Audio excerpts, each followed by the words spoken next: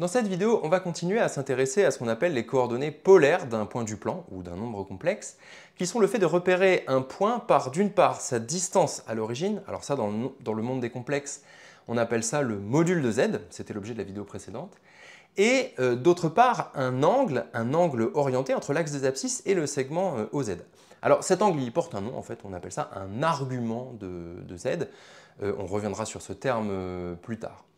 C'est à cet objet-là qu'il faut qu'on s'intéresse, et pour commencer à l'étudier, on ne va pas regarder l'ensemble de tous les nombres complexes, mais on va se focaliser sur un sous-ensemble des complexes, à savoir les points qui sont très exactement à une distance de 1 de l'origine, c'est-à-dire les nombres complexes qui sont de module 1.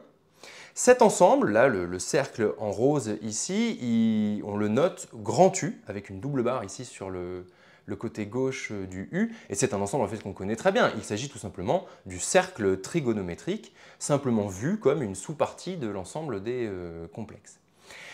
Cet ensemble, il est totalement en lien avec notre problématique, puisque si vous prenez un nombre complexe exactement dans cet ensemble, alors il est entièrement caractérisé précisément par ce fameux angle-là entre l'axe des abscisses et le segment OZ. Donc dans cette vidéo, on va se focaliser sur cet ensemble U et vous verrez qu'il y a en fait beaucoup de choses à en dire. Bon, commençons d'abord par la notation. Donc, on note grand U l'ensemble des complexes de module 1. Et cette définition, si jamais on la traduit avec des notations ensemblistes, grand U, c'est donc l'ensemble des Z appartenant à C, tel que le module de Z est égal à 1. On connaît déjà pas mal d'exemples de nombres complexes qui appartiennent à U. 1, bien sûr, appartient à U. C'est aussi le cas de I. Et puis symétriquement de -1 et de -i. Tout ça, ce sont des éléments de U, puisque regardez là sur le schéma, ils sont ici, ils sont bien sur le cercle trigonométrique. La remarque fondamentale sur les éléments de U, c'est la suivante. Mettons qu'on fixe un élément Z de U, qu'on le place quelque part sur son cercle, et qu'on considère cet angle-là, qu'on va noter θ. Alors les bons vieux cours de trigonométrie de première, ils nous disent que la partie réelle de Z, c'est-à-dire l'abscisse de ce point, c'est le cosinus de θ. Et que sa partie imaginaire, c'est le sinus de θ. Et ça signifie que la forme algébrique de Z, c'est donc cos θ plus i sinus θ. Ce raisonnement, il vaut pour n'importe quel élément de U, donc il montre que quel que soit Z appartenant à U, il existe toujours un réel θ tel qu'on ait cette relation. C'est fondamental parce que d'une certaine façon, ça nous donne une forme générale des éléments de U.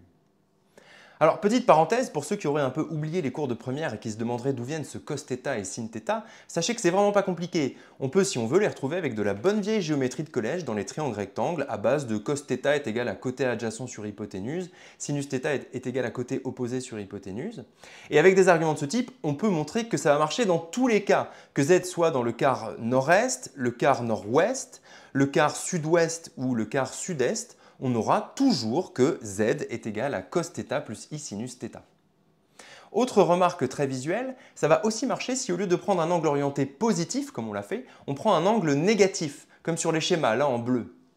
Mettons que l'angle négatif, on le note θ tilde, on a aussi que Z vaut cosinus de θ tilde plus i sinus de θ tilde. Pourquoi? Parce que le lien entre les deux angles, c'est que θ tilde, il est égal à θ moins 2π.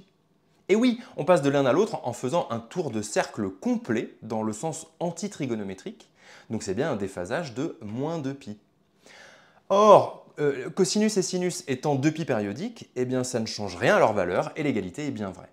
Pour la même raison, l'égalité va être vraie pour tous les angles du type θ plus 2kπ où k est un entier. Géométriquement, un angle du type k fois 2π, ça correspond à faire k tours complets dans un sens ou dans l'autre, selon que k est positif ou négatif. Toujours est-il que cette quantité, cosinus θ plus i sinus θ, elle est tellement importante qu'on va lui associer une notation spécifique. Allons-y. Pour tout θ appartenant à R, on note, alors là, accrochez-vous bien, exponentielle de iθ, la quantité qui vaut donc cosinus θ plus i sinus θ. Bon, bien comprendre que sur le dessin, la quantité, le nombre complexe exponentiel iθ, il est donc ici, sur le cercle trigonométrique, avec l'angle θ qui est à cet endroit-là. Et que si jamais on s'amuse à faire varier θ, ce point exponentiel iθ, il va tourner de cette manière-là autour du cercle trigonométrique. Alors, il y a beaucoup de remarques à faire sur cette notation. La première remarque, c'est qu'on a quand même prononcé le mot exponentielle. Qu'est-ce que ça vient faire là? On va comprendre petit à petit ce que vient faire là l'exponentielle, mais la première chose à comprendre d'abord, c'est que cette exponentielle n'a strictement rien à voir avec la fonction exponentielle réelle que vous connaissez déjà. En fait, cette notation, il faut la voir comme un bloc. Oubliez pour le moment le e, le i, et voyez ça comme exponentielle de i θ, c'est-à-dire une quantité complexe qui ne dépend que de ce paramètre θ, et qui vaut donc, comme on l'a dit, cos θ plus i sinus θ, avec cette fameuse dépendance en θ qu'on retrouve donc ici. Quelque part, on aurait totalement pu noter cette quantité f de θ, ou encore u indice θ. Bon, c'est pas ce qu'on a fait, on a décidé exponentielle de iθ. Alors, pourquoi cette notation? En fait, vous comprendrez petit à petit en étudiant cet objet pourquoi les mathématiciens ont choisi spécifiquement cette notation. Et d'ailleurs, en fait, il y aura un premier élément de réponse un peu plus tard dans la vidéo. Mais bon, pour le moment, acceptez cette notation telle qu'elle est. Deuxième remarque toute simple, c'est que pour tout état appartenant à R, le module de exponentielle iθ, il va toujours valoir 1. En fait, par définition, exponentielle iθ, il appartient au cercle trigonométrique, donc c'est sûr. C'est intéressant de voir que cette propriété, on peut la vérifier par le calcul. Si jamais on s'intéresse au module de exponentielle iθ, c'est donc le module de cos θ plus i sinus θ, et si on calcule cette quantité à l'aide de la formule qu'on avait vue sur le module à partir de la partie réelle et de la partie imaginaire, eh ben, ça donne la racine carrée de partie réelle au carré, c'est-à-dire cos carré θ, plus la partie imaginaire au carré, donc plus sinus carré θ. Et là, vous voyez qu'à l'intérieur de la racine carrée, on a cos carré θ plus sinus carré θ qui vaut 1. Donc ça donne racine de 1 et donc bien 1. Voilà, vous voyez, c'est toujours satisfaisant de voir que tout est cohérent entre le point de vue géométrique d'une part et le point de vue calculatoire d'autre part. La troisième remarque, elle concerne la définition de U. On avait une première définition de U qui était que c'était l'ensemble des Z appartenant à C, tel que le module de Z était égal à 1. Et bien en fait, maintenant, on peut apporter une deuxième définition de U, qui est que c'est l'ensemble des exponentielles iθ, où θ parcourt l'ensemble grand R. On peut d'ailleurs donner une deuxième définition tout aussi valable, qui est que cet ensemble, c'est aussi l'ensemble des iθ, où θ parcourt l'intervalle 0,2π. En fait, cette égalité d'ensemble, elle est bien vraie, puisqu'il suffit que θ parcourt 0,2π pour que exponentielle iθ fasse bien tout le tour du cercle trigonométrique. Pour se faire la main, faisons un tour de cercle. On part de θ égale à 0, on est donc ici sur le cercle, de sorte que dans le plan complexe, exponentielle de i0, c'est 1. Voilà une première égalité à bien photographier. Ensuite, le premier angle remarquable, c'est pi sur 6. Cosinus de pi sur 6, c'est racine de 3 sur 2, et son sinus, c'est 1/2. Donc, le nombre complexe exponentiel de i pi sur 6, qui est là, sur le cercle, il vaut racine de 3 sur 2, sa partie réelle, plus 1/2 de i. Angle remarquable suivant, pi sur 4, qui vient former une bisectrice avec les axes, c'est cosinus et sinus, c'est racine de 2 sur 2, tous les deux. Donc, exponentielle de i pi sur 4, il vaut racine de 2 sur 2, plus i fois racine de 2 sur 2. Puis vient l'angle pi sur 3, de cosinus 1/2 et de sinus racine de 3 sur 2, le contraire de pi sur 6 en fait par symétrie, de sorte que exponentielle de i pi sur 3, il est égal à ça. On arrive à exponentielle de i pi sur 2 qui est ici, et ce nombre complexe, on le connaît bien, c'est i bien sûr. Deuxième égalité à bien photographier, exponentielle de i pi sur 2 est égale à i. On continue avec exponentielle de i 2π sur 3, exponentielle de i 3π sur 4 et exponentielle de i 5π sur 6, dont les parties réelles et imaginaires se déduisent des précédentes par symétrie, pour arriver à exponentielle de i fois pi, qui lui aussi est un complexe qu'on connaît très bien, il s'agit de moins 1. Troisième égalité à bien photographier. Je passe vite sur les suivants pour arriver à exponentielle de i fois 3π sur 2 qui vaut moins i.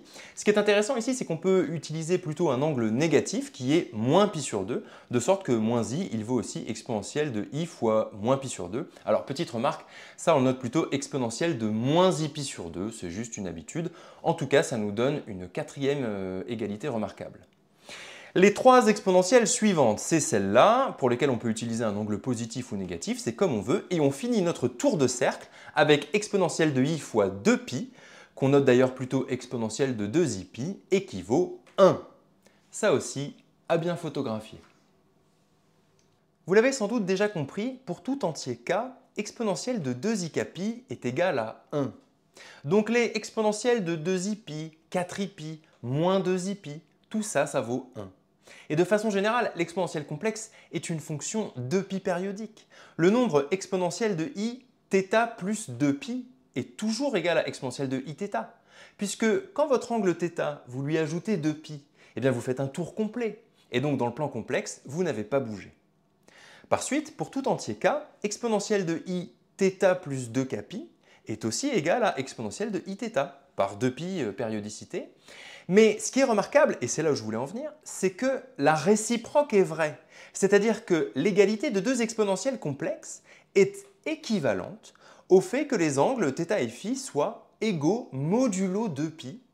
C'est-à-dire qu'il existe un entier k tel que le premier soit égal au second plus 2kpi. Ce qui signifie que les deux angles diffèrent d'un multiple de 2pi. Mettez cette équivalence logique dans un coin de votre tête parce qu'elle va s'avérer importante dans la suite. On arrive maintenant au théorème central de cette vidéo. En fait, ce théorème, à lui tout seul, il justifie tout ce qu'on a construit dans cette vidéo. C'est un théorème qui s'intéresse à ce qui se passe quand on multiplie deux éléments de U. Plus précisément, il dit la chose suivante, il dit si jamais on se fixe deux angles θ et φ, c'est-à-dire deux nombres réels, alors on a que si on fait le produit de exponentielle de iθ fois exponentielle de iφ, ça donne la chose suivante. D'abord, ça donne une exponentielle, et ça donne exponentielle de i fois θ plus φ. Cette relation est vraiment fondamentale. Et comprenez bien ce qu'elle signifie. Elle signifie qu'à cet endroit-là, si jamais on fait le produit entre deux éléments de U, ça va se traduire à cet endroit-là par une somme sur les angles. C'est réellement un petit miracle algébrique qu'on a sous les yeux. Il y a beaucoup de choses à en dire, mais la première chose, c'est de la démontrer. Allons-y, faisons la démonstration. On va se fixer deux réels θ et φ, et puis on va tout simplement faire un calcul. Exponentielle de iθ fois exponentielle de iφ, par définition, c'est d'une part cos θ plus i sinus θ, le tout multiplié par cos φ plus i sinus φ. Qu'est-ce qu'on fait là? Tout simplement, on développe tout pour obtenir la forme algébrique. Alors, en ce qui concerne la partie réelle, il va falloir s'intéresser d'une part au produit ici de ces deux quantités-là, ce qui donne cos θ, cos φ, ça donne du réel. Et puis, d'autre part, à ce qui se passe quand on multiplie les deux parties en i, ce qui va nous donner moins sinus θ, sinus φ. Le moins est bien sûr du fait que i carré est égal à moins 1. Donc OK pour la partie réelle. Et puis maintenant pour la partie imaginaire, là ça va être les termes croisés entre guillemets qui vont nous le donner. Premièrement ce terme-là, sinus θ cos φ, plus ce terme-là, cos θ sinus φ. Voilà la forme algébrique. Maintenant, si vous regardez à la loupe par exemple la partie réelle ici, alors vous pouvez remarquer quelque chose avec de bons souvenirs de trigonométrie. Cos θ cos φ moins sin θ sinus φ, eh bien, c'est très exactement le cosinus de θ plus φ. On reconnaît la célèbre formule d'addition de la fonction cosinus. Et puis de l'autre côté, la partie imaginaire, sinus θ cos φ plus cos θ sinus φ, là aussi on reconnaît quelque chose, on reconnaît le sinus de θ plus φ, c'est la formule d'addition sur la fonction sinus. Quand on a reconnu ces deux choses-là, en fait la démonstration elle est terminée parce que cosinus de θ plus φ plus i sinus de θ plus φ, c'est très exactement la définition de l'exponentielle de i θ plus φ, c'est-à-dire le résultat que l'on espérait. Donc c'est réglé, la démonstration est terminée. Passons maintenant à quelques remarques très importantes concernant ce théorème qui est lui-même très important. La première, c'est que cette relation de calcul sur l'exponentielle complexe doit très fortement vous faire penser à une autre relation de calcul que vous connaissez très bien, mais cette fois-ci sur l'exponentielle réelle. Vous savez bien que pour tout x, y des réels, on a que exponentielle de x fois exponentielle de y est égale à exponentielle de x plus y. Et là aussi, c'est une relation qui fait un lien entre le produit d'exponentielle et l'exponentielle de la somme. Donc ça, c'est un début d'explication de pourquoi les mathématiciens ont choisi une notation exponentielle pour parler des éléments de U. C'est parce que même si l'exponentielle complexe d'une part et l'exponentielle réelle sont de nature très différentes, on a une certaine analogie dans leurs propriétés algébriques, leurs propriétés de calcul. La deuxième remarque, c'est que cette relation, elle montre que l'ensemble U est stable par la multiplication. Alors, qu'est-ce que ça veut dire être stable par multiplication? Ça veut dire que si vous prenez deux éléments de U et que vous les multipliez entre eux, eh bien le résultat, il reste dans U. Et effectivement, en fait, ce théorème, il montre ça, puisqu'il dit que quand on fait le produit de deux éléments de U, eh bien, on obtient exponentielle de i fois θ plus phi, mais c'est bien une exponentielle complexe qui donc elle-même appartient à U. De plus, en fait, il dit beaucoup plus que ça. Il dit comment construire géométriquement le résultat de ce produit. Regardez, prenons quelques exemples sur des dessins. Imaginons, par exemple, que sur le cercle trigonométrique, on veuille faire le produit entre ce nombre complexe-là, exponentielle iθ, qui est donc associé à cet angle-là, θ, et ce nombre complexe-là, exponentielle de i phi, qui est associé à cet angle-là, phi. Ce que dit le théorème, c'est que si on fait donc le produit de ces deux nombres complexes, une façon de le construire, c'est de faire la somme des angles, c'est-à-dire de faire θ plus phi. On arrive donc ici, sur le cercle trigonométrique, voici l'angle θ plus phi, et donc voici le résultat de la multiplication, exponentielle de iθ fois exponentielle de i phi. Alors remarquez que même si là dans cet exemple on a utilisé des angles qui étaient positifs, en fait le théorème marche que les angles soient positifs ou négatifs. Regardez, prenons un deuxième exemple où cette fois-ci on veut faire le produit de exponentielle de iθ avec θ un angle positif, mais ce produit avec un nombre complexe exponentiel de i phi où cette fois-ci l'angle phi est négatif. Eh bien le résultat du produit de ces deux nombres complexes, il va être obtenu en faisant θ plus phi. Vous voyez qu'au moment où on a fait ce plus phi là, on a bien fait une rotation d'angle phi, simplement une rotation dans le sens anti-trigonométrique, pour la raison simple que phi est un nombre négatif, c'est tout, mais c'est bien une somme d'angles orientés. Donc finalement, on arrive ici, et donc le résultat de cette multiplication, il est là dans le cercle trigonométrique, exponentielle iθ fois exponentielle de i phi. Voilà, il faut bien comprendre ici que la morale de tout ça, c'est que la multiplication dans U fait, entre guillemets, tourner les points. Plus précisément, en fait, ce qu'on vient de comprendre par ce théorème, c'est que si jamais vous prenez un élément de U, n'importe lequel, et que cet élément de U, vous le multipliez par une quantité du type exponentielle de iθ, eh bien, cet élément, vous allez opérer dessus une rotation d'angle θ. Ça a l'air de rien, mais en fait, dans ce cours, c'est la toute première fois qu'on a une interprétation claire de ce qu'est la multiplication dans les complexes. Revenons maintenant sur les propriétés de calcul qui concernent l'exponentielle complexe. Vous allez voir que dès lors qu'on a démontré donc, cette propriété qui concerne le produit de deux éléments de U, ça va en fait impliquer quasi immédiatement tout un tas de propriétés qui, je dirais, concernent tout ce qui gravite autour de la notion de multiplication sur les éléments de U. La première propriété, c'est vraiment la propriété qui dit si c'est vrai pour deux angles, c'est vrai pour n. Plus précisément, si jamais on se fixe des réels θ1, θ2 jusqu'à θn, eh bien on a que le produit de leurs exponentielles est égal à l'exponentielle de la somme de tous ces angles. Cette propriété, c'est vraiment une récurrence immédiate sur n en utilisant la propriété sur deux angles.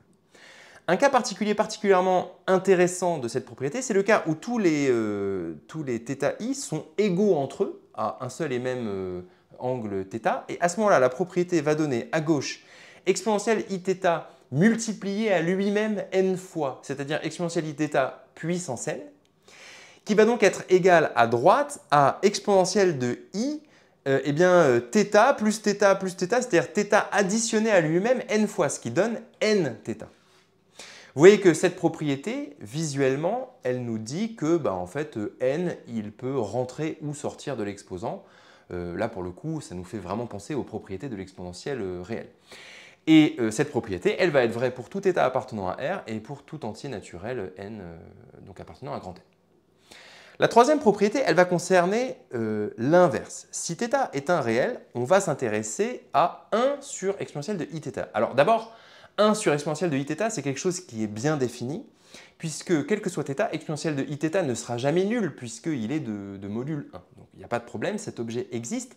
Et ce que dit cette propriété, c'est que cet inverse, il est égal à exponentielle de moins iθ.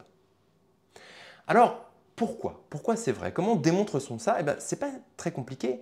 Il suffit de s'intéresser au produit de ces deux nombres complexes, là, exponentielle de iθ fois exponentielle de moins iθ. D'après notre propriété, qu'est-ce que ça donne? Ça donne exponentielle de i fois la somme des deux angles, θ moins θ. Et θ moins θ, bah, ça fait 0. Donc ça nous donne exponentielle de I0, et on le sait depuis tout à l'heure, ça c'est égal à 1.